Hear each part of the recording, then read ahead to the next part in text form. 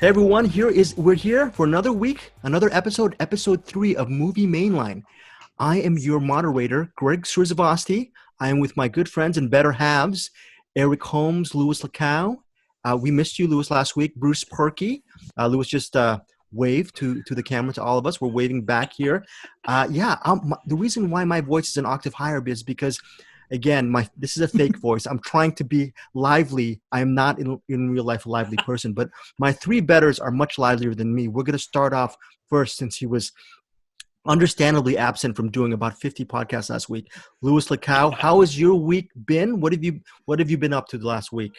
It's good, man. I've actually had a chance to really check out a bunch of documentaries and stuff like that, and really delve deep and catch up for the last 2 or 3 years of all the documentaries that I've missed, because it's always been a blind spot. So I always try to recapture all that stuff throughout the year, and I've just been blasting through them in the last 3-4 days. So I have blind spot because you're not a huge fan of the genre. Is that the correct not thing? until I started the show, actually. Not until I started Man Bites Film back like 4 years ago.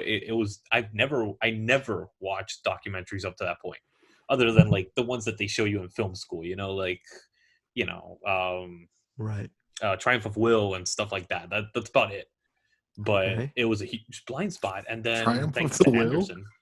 Yeah, Triumph of the Will. That's a real Lenny Riefenstahl. I've never seen a film by Lenny Riefenstahl. I just know Lenny Jesus. Riefenstahl. Triumph of the Will. Are I you not a fan of Lenny? I guess it is historic. I guess it is historically significant, but Jesus. All right, class. Today we're going to watch Nazi propaganda. Yeah, Actually, one of it's my actually film pretty professors- common. They do that Yeah. a lot. Yeah. Yeah, I get it, but Jesus. Ironically, Eric- he was actually the guy that did the voice acting for Al Pacino in Scarface. That professor.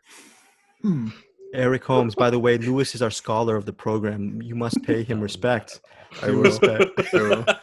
You know, just for your punishment, in a couple of weeks, we're going to assign you a Lenny Riefenstahl retrospective, because Eric, you had fun this week with Brandon Lee retrospective, right? A little bit of I did. Got a lot to say about Brandon Lee. The first time I saw him was we'll talk about it later, but I was in love with Brandon Lee since the first movie that I saw him in, and it was heartbreaking when I saw The Crow, and I just always had an affinity for him, and so I realized that he died on March 31st, 1993. March of 1993, when he was filming The Crow, obviously. And I don't know. It's kind of like when Heath Ledger died. You saw all that wasted potential just gone. Yeah, sure. And so anytime I get a chance to shine a light on Brandon Lee, I'm more than happy to do it, because he was great. He was the best, and he was gone too soon. And we're saving Brandon Lee for. Oh, I'm sorry, Lewis. No, he really was. He really was. Yeah, and we're saving Brandon Lee for the end of the show. I'm really looking forward to that. I want to do a little apology. Last week, you know, when I name drop and I say I interview this person, and I never interviewed Brandon Lee, folks. That was a lie. Remember, I lied about not seeing. I forgot what movie I lied about seeing. Yes, I still haven't seen it, Bruce.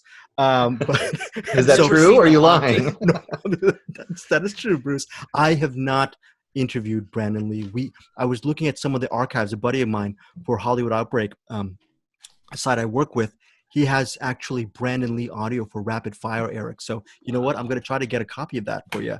And just Brandon Lee, just do it. Just for what's and giggles, I'm going to send that sound to you, so you can actually hear what Brandon Lee sounded like at a radio roundtable for Rapid Fire. What was he as charming and nice in person as he seems to be? The lying part of Greg Srisavasdi will say yes. That's the part of me who pretended that he interviewed him, but version. I have not heard the tape yet. I have not done the Gene Hackman in conversation and listen, but I'm going to send you that audio next week. Bruce Purkey, you've seen again great Jim Jarmusch poster, Dead Man. You showed me Phantom of the Paradise earlier on. Loved it. Say yes. Thank you, Louis, for the Brian De Palma shout out. Eric Holmes, I'm sure you love him as well. I'm just going to put words in your mouth about Brian De Palma. You love him, right, Eric? I'm fine with it. He's made some pretty bomb-ass movies, so I'm good with Brian De Palma. Speaking I of actually gave bombing, him a shout out in this last week's episode because I tore apart A New Hope, and I was like, oh yeah, George Lucas isn't the brains behind Star Wars. It's all these other people, including De Palma. He's actually credited for creating the title sequence at the beginning, the scroll. That's actually De Nice. Palma's idea. oh wow, Huh. did not know. Yeah. Bruce, you've seen a lot last week. Have you ramped up your movie intake just because of this podcast and your channel as well? Yeah, and I've been trying to at least throw in a few catch-up ones from some of the things you guys have mentioned, at least a few. So it should be fun to talk about. Speaking of catch up, I am going to save mine for last because We got some good ones. I have a life-changing catch up that I'm getting teary thinking about it. Actually, it's teary, it's teary in a perverse way, Louis. And I really, I was shattered emotionally, and I'm gonna get to it. But can you guys, whoever wants to start first on their rewind, folks? Rewind is this. What is it? What do we call it? Mainline movie rewind, right? Mainline rewind. Mainline rewind. Better. There you go. So Yeah, I like that. it's us listening to each other and actually listening and going for each other's picks. So who's going to start first on the rewind segment? I think we got one that all of us rewatched. So let's go into that one first. The Never Surrender. Yes. A Galaxy Quest dance troop story. I can't. Never Surrender is the part I remember. The rest of the subtitles I don't. I think the rest of it's just like a Galaxy Quest documentary, so it's kind of That's exactly it. Yeah. All right. Wow. Yeah. Never Surrender. I loved it. I absolutely loved it. Well, first of all, what struck me is it said a Screen Junkies Pictures. Yeah. I don't know. So I recognized the Roth Cornet and like Dan Murrell, and then saw Scott Mance on there. Like if you watch the Screen Junkies or the Collider or Showdown stuff, you'll recognize those names in there. But as a documentary, it's absolutely a puff piece. It's not like this is the dark secret. No. This is the dark secret of Galaxy Quest. They didn't want you to know. And then he raped 13 children and did a bunch of blow off their bones. It wasn't anything like that. They go into a little bit of the rivalry between Tim Allen and what's his name? Sam Rockwell? Rickman? Alan Rickman. Yeah. Oh, that was interesting stuff. Alan Rickman's lines is like, he just experienced acting for the first time. I literally laughed out loud when I heard that. I was like, yes, that sounds like him. But don't you agree? Like one of the big things about it is it's really great because it's just like watching like how a movie like that got made and like all the weird turns it took, and just like it could have so easily not have been at all. Yeah. What really got me on that was the love comes through. Yeah. The love of geek stuff, as much as comic book movies and all that sort of stuff taking over cinema it's annoying because it takes away from smaller movies, but at the same time Galaxy Quest is its own thing, and it really is a non-cynical version of fandom, I guess. Really genuine. Yeah, it does. It felt like from the heart. It felt like something like legit. Somebody in what we call now the fandom realm would actually be able to enjoy and do something similar to that. But I don't think it's interesting how they casted the film. That part intrigued me so much. How everything fell apart and they kind of built up the shambles again and said, "Oh, let's make this." And they reformulated the whole thing halfway through, and it's like, what? That was just interesting. How such a failure turned into such an amazing movie.